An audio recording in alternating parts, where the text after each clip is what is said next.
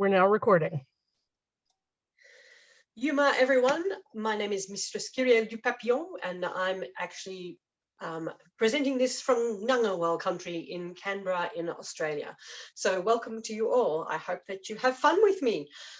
Today, I'm going to make with you or for you oranges of Xativa, which are cheesecakes from Ruperto de Nola's cookbook of 1529 is the translation that I'm using. And I have to give credit to Robin Carroll Mann, I think I've got that right, not Mann Carroll, who did the translation that I'm working from. I was very excited when I came across this recipe because who doesn't love a donut? And this is essentially what this recipe is. What I'll do is I'll quickly go through the translation of the recipe and then my particular reproduction of the recipe and have a chat about the decisions and choices I've made as we go. And I'll make a batch, but I've also got a batch which I've already started because 1 hour is not long enough for the batch to kind of do its rising and things like that. So I'll start by just reading out the recipe translation that I have, which is: you must take new cheese and curd cheese and grind them in a mortar together with eggs. Then take dough and knead those cheeses with the curd cheese together with the dough. And when everything is incorporated and kneaded, take a very clean casserole and cast into it a good quantity of sweet pork fat or fine sweet oil.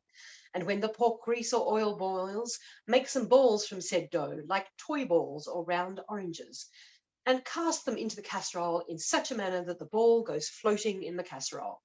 And you can also make buñuelos, translating roughly as fritters, of the dough or whatever shapes and ostentations you wish. And when they are the colour of gold, take them out and cast in as many others. And when everything is fried, put it on plates and cast honey on it. And on top of the honey, cast ground sugar and cinnamon. However, note one thing, that you must put a bit of leaven in the cheese and in the eggs, and in the other put flour. And when you make the balls, grease your hands with a little fine oil, and then the balls go to the casserole. And when it is inside, if the dough crackles, it is a signal that it is very soft, and you must cast in more flour into the dough until it is harder. And when the fritter is made and fried, cast your honey on it and cast sugar and cinnamon on top, as is said above. So that's written in a very 1529 fashion, which is that you get all the way through the recipe and he goes, oh, forgot, you need to add yeast. So luckily it's a good lesson to everybody to make sure that you read the whole recipe before you start and take kind of a grain of salt the order of the directions. So with my version of this, I use it talks about new cheese and curd cheese. So I took a bit of a discussion on that because, of course, there's, a lot of the time people confuse green cheese and new cheese and curd cheese and try and figure out trying to figure out all of those and what they would have been. In Renaissance Spain is a bit of a challenge, and where I landed, and Mistress Juana kindly gave me support in my decisions, is that what I actually am using for this is I'm using mozzarella and ricotta as my two cheeses. The curd cheese being the ricotta, I guess, and the new cheese being the mozzarella. I've taken a liberty and already kind of quickly done a bit of grinding on the mozzarella just to save time and noise, because I'm going to put all these into my mortar and grind them all together. So my recipe uses 150 grams of the mozzarella and 150 grams of ricotta.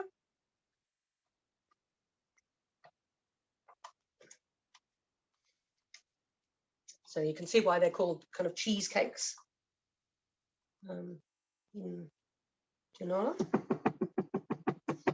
And then for this amount, I use 2 eggs. These lovely eggs are from my chickens. From my 2 of my chickens are called Cinnamon and Ginger. So one of these is from Cinnamon and one of them is from Ginger.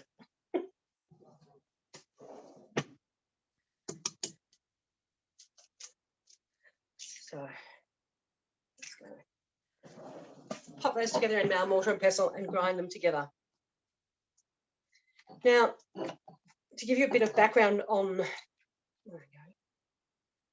the reason for the choices of cheese, mozzarella is a formed cheese, but it's not matured like a cheese like a Parmesan or something like that, where it's matured in a cage. It's made, and then it's the kind of maturing process is halts, and it's not given that opportunity to kind of change flavour and grow a mould as per brie and things like that. So that's my logic. And Nola was actually located in Italy, so actually the chances are pretty good that when he made this recipe or recorded this recipe, he actually had a cheese like mozzarella in mind. And you can probably see here, I can raise it up a little bit, the goopy thing. Now, normally this takes quite a while in the mortar and pestle, but because I gave myself a bit of a head start, it is not. I will have a bit less work to do today. Kiriel, we have a question. Is that whole milk ricotta or whey ricotta? This is I've used a smooth ricotta this time, and I don't know whether it's a whole milk or whey ricotta, to be honest. I would think it would have been, they would have used a whole milk ricotta in the period myself, but I'm open to other suggestions.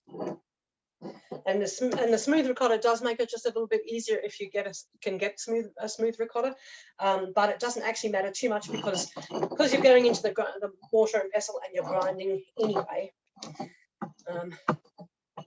You're actually kind of getting it moderately smooth anyway. And I beg your forgiveness for the. Oh, there you go. Juana says she thinks they would have used a whey ricotta.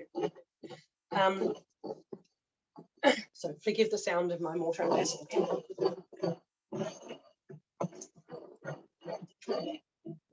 There we go. That'll do. It doesn't actually have to be super fine. And if you're starting this from scratch, then I would recommend getting your mozzarella and grinding that first to get that kind of soft, and then adding your ricotta in, and then adding your eggs in, just to kind of give yourself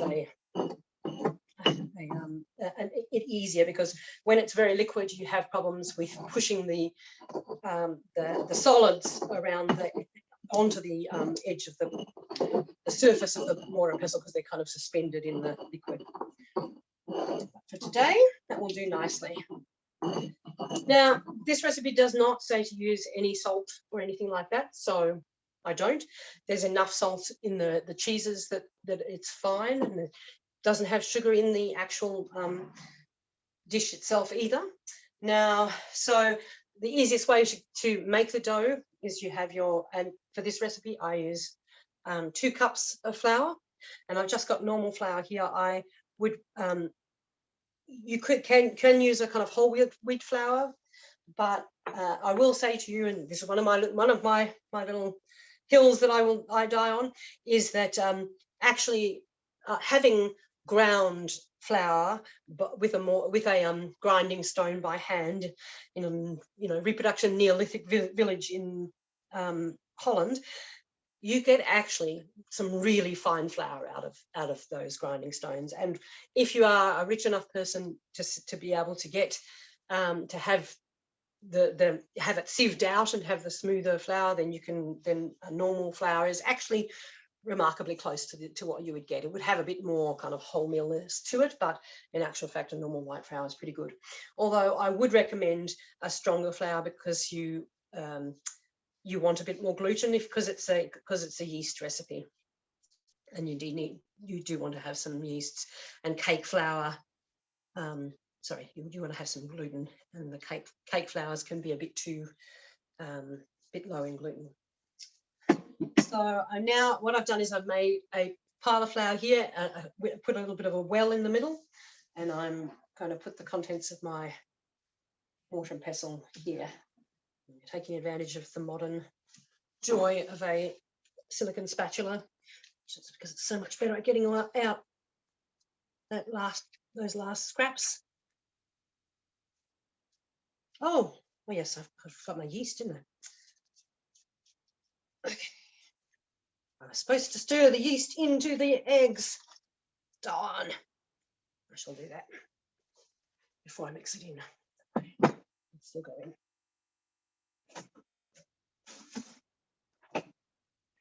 I use a normal yeast. I have experimented with this, as I have with this recipe generally, and I did experiment and tried this with a sourdough starter that my sister was kind enough to give me, but really ultimately in the end, the sourdough starter worked, but of course takes a significantly longer time to do its thing. So I think if you do a sourdough starter, then probably make the dough the night before and give it overnight in your fridge to do a slow rise. I've stirred in some yeast there, and then we just stir our flour into our ricotta here and mixture here. And what I'm trying to do here is make a nice makes quite a soft dough. So it's not like a kind of stiff bread dough or anything, but it will still need some kneading to get that yeast through it. And it is kind of weird to be adding the yeast to the cheeses, but that's what the recipe does, so that's what I do. The one difference of that I have made otherwise is on this recipe is that it says that you should make up your cheeses and make a dough with the flour, but it doesn't kind of give any specifications as to what that means by a dough. And I did try doing it by making a kind of dough and then trying to mix in the cheese and egg mixture, but it actually made it quite difficult to handle trying to mix a wet dough in with a wet with the wet cheese mixture.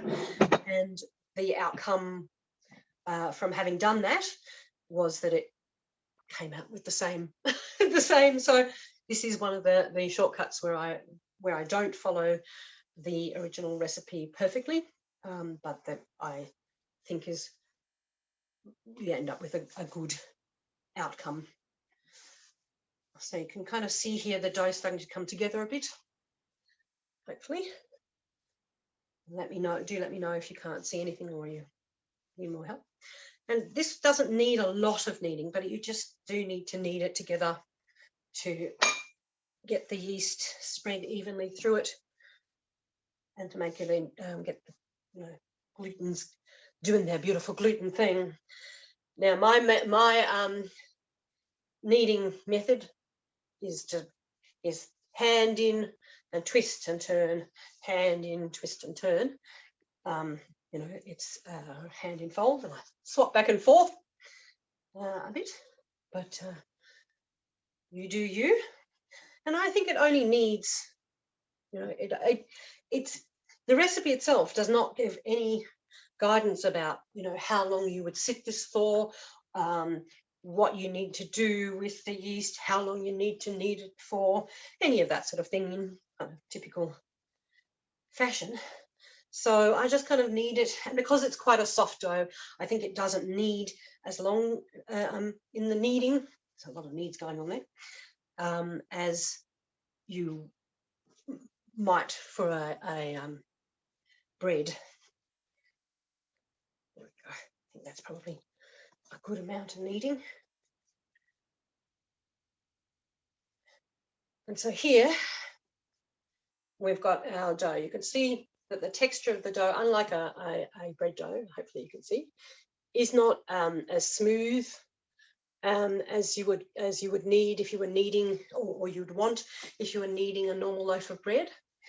But fear not, that is actually not so much because of the lack of kneading as the textures of the cheeses. So it is not, so don't feel you have to knead until you've got that smooth dough that you would if you were making bread. That'll probably do me nicely for our kneading here. So I've now got my lovely dough. I'm going to pop that into a bowl and let that sit for 40 minutes or so at minimum, and up to an hour. Another handy hint for people is if you are living in a house where it's a bit cool or warm, and you just want a kind of nice steady temperature, you can try and raise doughs in the oven maybe, but often they just don't go low enough. But a little tip that I got from my sister is you can actually put your dough in the microwave. You don't turn on the microwave. What you do is you put your dough in there, you pop it in the microwave, and you leave the door open. And so all you've got going on there is you have a light. And the light in the microwave produces enough heat to be just the perfect kind of temperature for raising doughs. So that is a very handy thing to know. So we've got our dough there, and I'm just going to scrape the bench down a little bit, and we'll go to the here's one I prepared earlier segment. I will do a bit of this. So here's a lump of dough that I made earlier today, and so it's risen, and it's got that lovely give to it and that lovely bounce from having done a bit of a rise. To make the actual donuts, and I do these as rings, you can. The recipe says to make them like a toy ball or the oranges of Xativa. So that would be a normal ball shape. But it also says that you can shape them into other forms as you like. And having cooked them this way with the as a ball, the challenge with cooking them as a ball is that to have it cook all the way through before it burns on the outside. So that's why shaping them into buñuelos, so fritters or flat discs, is sensible, because it spreads the surface out, but also a donut works well. So the way I form my donuts, is to actually make a ball and then put a hole through the middle of it. I've tried kind of doing the kind of roll it out and then twist it into a thing, but I don't think it works as well as doing it this way. So to make the ball, I'll bring this right up so you can kind of see what I'm doing here. And just roll it into a ball. And you don't have to be delicate about these things. Do not be afraid of your dough. And then I just pinch it in the middle. Stick my thumb through like that. And then I just kind of turn it around my thumb to try and form a ring. And you can kind of try and make it even, because of course the more even it is, the more evenly it will cook, but it doesn't matter too much. So that's it formed into a ring. So I'll make another one. Into a ball, thumb through the middle, turn it around my thumb, put a squash in here and there to try and make it even. What you end up with is a nice puffy dough. And you'll see that, again, the texture of the donut, hopefully you can see in this light, is not as smooth as silk. It's not as smooth as a loaf of bread or anything like that. But don't worry about that. It'll be fine. Just have faith in me. It will be fine. By the magic of the deep fryer, you will discover that they will come out as beautiful and puffy and round. So just form another one here. There we go. I think I've got enough for one more there. Nice big one. Now I've made them this sort of size, but you can make them bigger or smaller as you wish. If you're going to make these for an event for catering, they are really at their best hot. And if you set up a fryer, people will just take them. And I will tell you right now, even if people have eaten an entire feast's worth of food, they will not stop eating these until they have eaten them all. If you make 5 times the recipe that you think to make 1 donut each, you will still run out. So there's some formed on a tray, and I let these sit for a bit. They were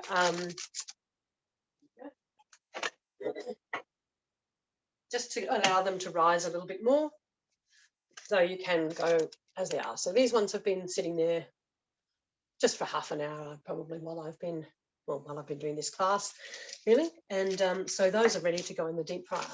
Now, I use a deep fryer because frying is not my strongest point, and it is a really good safe way of doing the frying. So I'm going to use my fryer. I use a vegetable oil, but I haven't yet had quite enough pork fat in my life to make it to make this recipe with pork fat, but I'm sure it would be amazing. So now I'm going to just turn this off. Can I turn this a bit? No, you probably still can't see very well anyway. Better to leave it where it is. So I've got my fryer here, and I'm just going to fry myself a donut or 2. I'm frying them at about 180 degrees Celsius. And here we go. Can you hear that hiss? You probably can. Okay. Now, in the fryer, they will immediately, hit the oil, and they'll be going. And the recipe, of course, is kind enough to give us a guidance and say, if the dough crackles, it's a sign it's very soft and I must cast in more flour. Well, I think, let me open this up so you can hear. I think you can hear. I suspect that might be what they mean by crackling. It's not completely crackling, but there's been a little bit of crackling going on, and that would be partly because the cheeses, the amount of water that the cheeses have in them, and how it is when water hits oil. Let me grab croutons. I'm just going to flip these over in the fryer.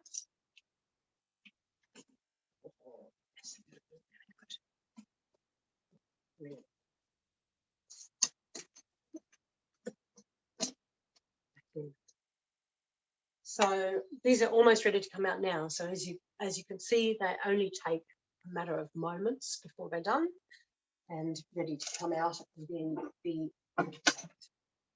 Put my mortar aside while that's finishing.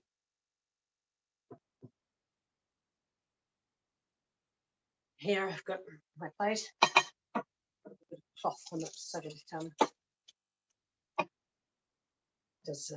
can absorb some of the fat. So done. Okay. Here we have my out of the oven donuts. Now I can see from the surface of these, you can probably see right up so you can see that they're a bit spotty, and that is a sign to myself that I didn't grind the cheeses quite as well as I probably should have. If they're really, really well ground and it all becomes really smoother mass, you don't end up with these spots, but they are still pretty, aren't they? Got not a lot in my Kiriel, can I ask a couple of questions, Kiriel? Please. Just mostly, how long do they keep for? So if I made them the day before a feast and kept them chilled, would that be fine? Yes, you could keep them. They wouldn't. They'd be fine, but they really are best hot. So you could make them in advance, and then I would reheat them. You could probably pop them in the oven to reheat them. So yeah, that would be my advice. Right. And if you made them as fritters, would you be able to fry them in a shallow, like in a pan? Absolutely, I think so. Yeah. Yeah, I mean, the original instruction is to fry them in a casserole, but yes, you could shallow fry them, I would think, if you did make them as a fritter instead. So Cool. now comes to the best bits of all. Got some lovely Australian honey here, and I'm just going to drizzle that honey on top.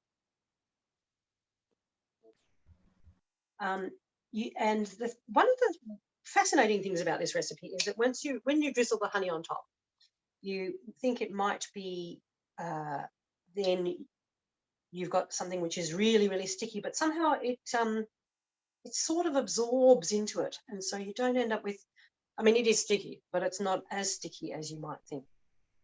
So I think it just a nice drizzle is lovely on top. Yeah. And then it also has, because honey is not enough sugar, it also has sugar on top and cinnamon. So let me just flip these ones over while I'm talking. In the oven. So a little bit of sugar, a pretty mingy on the sugar, because even though this is the 16th century and so sugar is the entire fashion and is life at this stage of Renaissance, you actually don't need much more than a sprinkle. So I've got my sugar on top, and then some cinnamon as well, because cinnamon donuts, heaven. Put cinnamon on top as well. You can, of course, mix your cinnamon and sugar and do cinnamon sugar. Mix it up. And so there we have our donuts. Oh, that's been quicker than I expected. But here we go. I'll just open one up so you can see inside. So the inside of the donut is kind of, the texture is not quite like a normal donut. It's not quite as fluffy because it's got the cheesiness. This one actually, when I broke it, and when it will show, it actually had a little bit of a stretch almost from the cheeses there.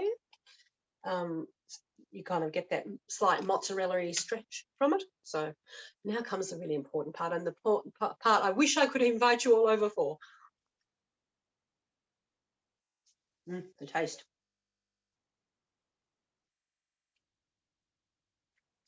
This is just beautiful.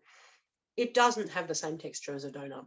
It keeps a slight doughiness because of the cheeses in it, but it is just delicious. Make these now. Yep. Definitely going to. Yeah. So the name, where it says that oranges in the name, is that more a reference to it being a mock food than there's no orange in the ingredients? That's right, exactly. It's oranges of Xativa because it's in the shape of oranges, or ball toys, as they say. Yeah, rather than having anything to do with the flavoring of oranges. So Kiriel, Daganello Ethelmark asks, is a copy of the recipe available? Absolutely. I actually did a handout which I did distribute, but I'm not sure how the symposium is sharing the handouts. So if you can email the stewarding team potentially for the handout. Otherwise, the recipe is also on my food blog. So if you do a search for Kiriel's Kitchen, so Kiel ''S Kitchen, you will then find this recipe and many more on my my website. So you can just go for it from there. I would love it if you made the recipe and gave me some feedback on it. I did quite a bit of experimentation to get to the kind of proportions I've got. But as with most medieval and Renaissance recipes, my version may not be the best version. And I would love to see other people's versions. I think from me, because I tried lots of different cheeses and lots of different quantities of of proportions of cheese, just to see what would get a texture which I really liked and a flavour that I really liked. And this is the kind of proportions that seem to work really well for me. I have seen other recipes which other people have produced, which are moderately different from mine. I think mine is certainly plausibly correct. Anyone got more questions for me? Kiriel, I'd say if you like at this point, it is it's not even quite 20 to the hour. So I would say if folks want to pop on their camera and their microphones and have a discussion, that might be an interesting way to round out the class. Yeah. I can keep the video going or turn it off depending on what you prefer. I want some donuts. Kiriel, why do you live so far away? That's a very important question. My apprentice is the Nola girl in the household, and I told her I was taking this class, and she just pulled out her copy of Nola and started dough. So it's like, okay, I'll see you tomorrow at about 5 o'clock. I have to say, on Nola is, you know, I mean, my laurel is for cooking, and my laurel really is probably for my speciality, which was is le viandier de Taillevent to an extent. But I have to tell you, Nola is one of my favorite cookbooks of all time. I have tried so many recipes from there, and all of them have been just magnificent, really, really magnificent. You know, in contrast, Le Viandier de Taillevent, I've struggled, you know, had to do so many versions to get of a recipe until I get one which I think is really, really good. Whereas Nola's recipes on the whole have been, it's not that they're simple, but they're just simply great. Mariana from Onstore would like to know about how many servings you get from your recipe. Okay, so I've just eaten one donut, okay? And now so if you're making them this kind of size, which is probably smaller than an American donut or you know, the average donut, but is a really quite a good size. They're nice little fat donuts. And this is worth showing too, the difference between the size of the donut going in and the size of the donut going out. They do kind of puff up in the well. So I've got 2, 4, 6, 8, 10, 12, 14, 16. So this made 17 of these size donuts for one lot of this recipe. And if folks aren't checking the chat, there are links and titles flying fast and heavy. So there's a link to Kiriel's blog. There's information on where to find a copy of Nola. So be sure to check in the chat. Yeah, and my other recommendation is make sure you put the oil on while the honey on while they're hot. That is part of what stops them being overly sticky, because the honey absorbs into the donut rather than sort of coating the donut as much. But yes, there we go. More honey. More honey. More sugar. When you top them with sugar, would you use powdered sugar for the texture? It just sort of says cast sugar. I would not use powdered sugar. I'm thinking that what you mean by powdered sugar is what we would call icing sugar probably here. Yeah. You could use it, but I use a normal sugar instead, rather than a powdered sugar. I haven't, you know, looking at I haven't seen much in the way of period food which has got really, really finely ground sugar on top of it. Could potentially, I guess, but it just says cast sugar. And so I use just a normal sugar. Sugar is one of my little rants that I have as a cook, because there's an overuse of sugar in anything, from any recipes from before the sort of 15th and late 15th and early 16th century that have sugar in them. I would use sugar more like a condiment, more like salt in that kind of proportion in most recipes. However, and so my apprentices, I give them a rock lump of sugar when they want to make an earlier recipe, and I say, okay, you can have as much sugar as you're willing to scrape off this rock.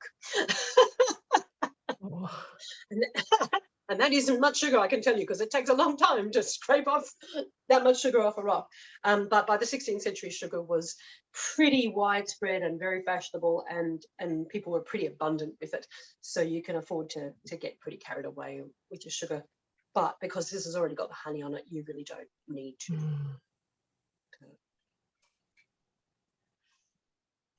You use maybe the what we can get here, the cones of the dark Mexican sugar, just to get the sweetness and a texture, because it's not as fine as the white sugar you're using. Might be interesting effect. Absolutely, absolutely. The Mexican sugar is called piloncillo. Unfortunately, it's a bit harder for us. We've got a lot of access to wonderful Asian ingredients that other countries find hard to get hold of, but we have a limited access to ingredients from South America or Mexico or any of those sort of places, because we just don't have. Well, we're a long way away, and we don't have the right kind of population, whereas there's not a great call on it. Whereas for us, the most common restaurant is probably a Thai, Vietnamese, Chinese. Yours is probably in many parts of the US is Mexican. So you've got access to some ingredients that we don't. But we have access to things that you have. So anyway. The sugar versus powdered sugar concept, I will say that your recipe stated to mix the cinnamon with the sugar. Powdered sugar, or confectioner sugar as it is also called, is very hard to mix with cinnamon, and the cinnamon will sometimes clump. So I think you're correct in assuming that it's just regular sugar. Yeah, I think that's a very good point. What does it say? Well, it just says cast ground sugar and cinnamon, so it doesn't actually say that you mix the two together, unless you've gone from the original Spanish translation, and the translation I'm reading is not accurate in that particular spot. This is one of those recipes where I have to place my faith in my translators. For French cooking, I translate everything myself, partly because I have a smattering of French, and I have a lot of medieval French English cookbooks. Dictionaries to use, but it is cooking translations of recipes is medieval and Renaissance recipes is really hard, because the way that medieval language dictionaries work is most of them are built up from a set of manuscripts. So there'll be a set of medieval French manuscripts, and from that set of medieval French manuscripts they will pull out all the words and make a medieval French English dictionary. Those manuscripts that they use as the basis for those dictionaries are almost never cookbooks. So there are words that we just simply don't have a translation for. They don't exist in modern French, and they haven't figured out a translation for them from the medieval French, because it's not in the set of manuscripts. And I think it's probably the same for other languages. So occasionally you get a couple of words that you just like. And of course, the other thing for medieval European languages is that they have sprinklings of Latin. So you have to make sure you have a Latin dictionary as well in your collection, because there'll be occasional words of Latin thrown into manuscripts and texts that you'll just think that doesn't exist. It's not a French word. That's why, or Spanish or otherwise. I just assumed they would be mixed, because that's how I would do it, just so it would be nice and evenly all the way through. Absolutely. Look, I think it's not an unreasonable assumption. It's just that that's not what the recipe says. That's all I'm saying. Not specified one way or the other. Yeah, that's right. Probably for ease's sake, I probably would. If I was cooking this for a feast, and I have, I mixed the cinnamon and sugar together and sprinkled it on them as I served them out. So yeah, absolutely. Yep. Brittany in the chat has a good point. She says she fine grinds store-bought sugar to a finer consistency when used in period recipes, but don't use American powdered sugar as that is normally blended with cornstarch. Ah, yes. In Australia, we have both icing sugar and icing mixture, and our icing mixture has cornstarch mixed in with it, but our icing sugar is just pure sugar. So yeah, we have that advantage, I guess.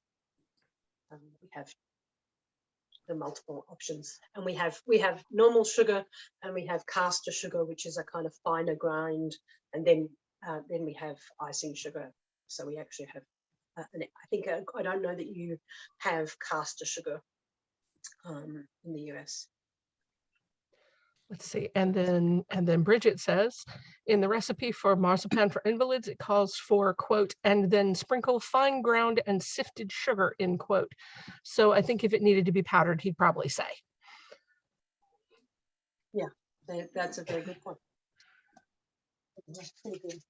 One thing I was pleased to discover on my recent travels, I went into an antiquarian bookstore in Madrid, and on the shelf were 3 facsimiles of Nola. Different prices because of different bindings, but it's like, and of course they were all not translated Nolas, they were Spanish, they were Catalan, but it's like, oh, you can just walk into a bookstore and buy one of these. This is cool. They had something that I didn't have a copy of already, so I bought that instead because limited luggage space. But yeah, it's very cool. Europe, they do all sorts of cool things. Like there's in France they had a magazine. You know how you get your kind of kids creator thing magazines, but they have ones which are the Moyen Age. They have a monthly magazine that comes out about the Middle Ages. I mean, why don't we have one of those in English?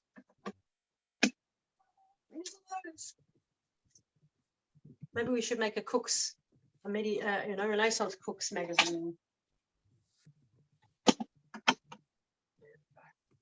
instead of fine cooking, fine medieval cooking.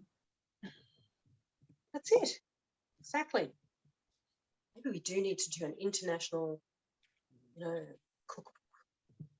Although I disagree so often with other people's translations and reproductions. I get very grumpy. Sorry. Like, no, can't have been that. That's not right. I'm actually very laid back about other people cooking. If I go to an event and someone cooks a meal, even as a kind of cooking being my thing, if somebody else has cooked for me, then I just enjoy their cooking, and I'm not going to kind of nitpick about their translations or their, what they feed me. I'm grateful for the fact that somebody else has cooked. But when it comes to my cooking and my, my own work, then I try to explore very, very deeply as much as I can all the variations. So for this recipe, I think I did 12 versions of this recipe, which, as you can see, makes a lot of donuts. Made you very popular. That's right. I live by myself, so yeah, my family got a lot of donuts inflicted on me. They forgave me. Let's put it that way. They forgave me. Yeah, this is the kind of one that I ended up with.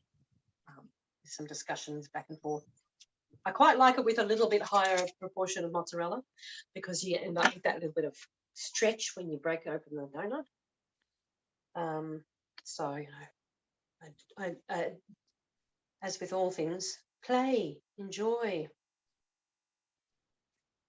There we go. Has anyone got any other questions they would like to ask?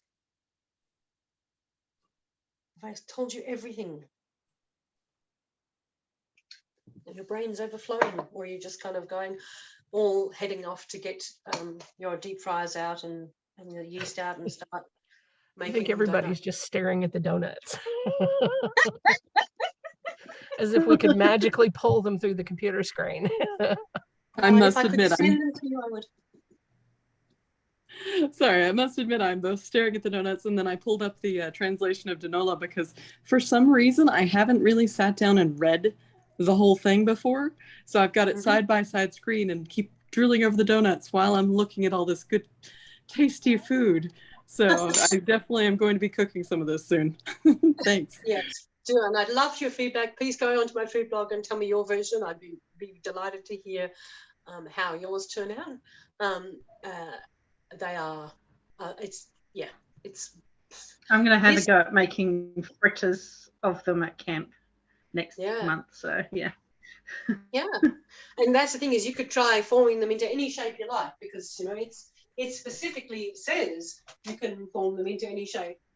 So my dough is now out of the oven from the thing or out of the microwave. It's still, I think it still probably needs a bit more time to rise. It hasn't yet got a kind of bounce back. So there it is. Do you all know about the microwave trick before? You had mentioned earlier that you had played around with sourdough with them. Yeah. And my sourdough, I'm in, I guess, like the middle of California, I guess. And my sourdough starter tends to be like really sour. And I've tried to use it in sweet stuff before and it's like a very strange sour sweet. And so I'm wondering, are there like, is it just because of where I am, that's my sourdough and that's what it's always going to be? Or are there certain like tricks you can do of like, mixing it with a higher proportion of flour earlier on or something to make a sweeter sourdough, for lack of a better term? Sourdoughs do tend to differ a bit and they can get very, very sour. Luckily, the one that I got from my sister was not a particularly sour one. Our ones, you get a touch of sourness, but not very much. And I think really for this recipe, because you're cooking it with the cheeses, that actually the cheeses in it will balance some of that sourness as well. And I think it is still worth a try with your sourdough starter and experiment because unlike a bread where the only flavor you're getting from your loaf of bread is the flour and the sourdough, it would be very sour. But because you've got the kind of you've got the acidy kind of taste from the sourdough, but you've got the kind of opposite from the cheeses, I think that you might actually find that they'll balance each other. Certainly, that was one of the things that reasons why I don't use the sourdough starter for this was because when I tasted the sourdough version and I tasted the non-sourdough version, it was completely undetectable in difference, and the only difference was that one took me a day and one took me an hour or so. And so I don't discourage people from doing it, but absolutely, but for me it was this is an easier version. And of course there is a whole discussion that can be had on yeasts and balms and all of those sorts of things, but for this class I wanted to keep this simple. I don't have access to a range of different balms and yeasts and things like that to play with, so I think keeping it reasonably simple is good. But go for it with the sourdough. I did it when you were doing, I just like followed along when you were mixing the first loaf, so it's rising now, so we'll see. How exciting. That's very exciting. Oh yeah, there we go. Somebody has said you can ferment dough separately and stop the fermentation. So maybe that's it. Maybe you're letting your sourdough go for a bit ferment itself a bit too far. You need to slow it down. Are you keeping your sourdough in the fridge?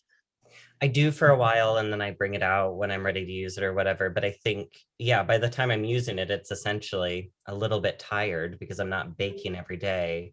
And so it does get, more sour when it's lacking food, I guess, or it gets a little stressed, I think, in the fridge and it gets sour.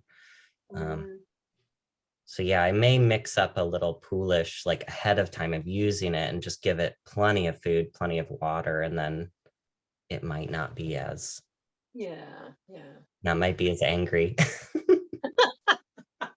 Yes, I think if it's getting a bit over south, then it's probably time it was split up, and so it could stop arguing with itself. And Yeah. so, like so many of us. All right, we've got a 4-minute to the next class warning. So I'm going to stop the recording now. And thank you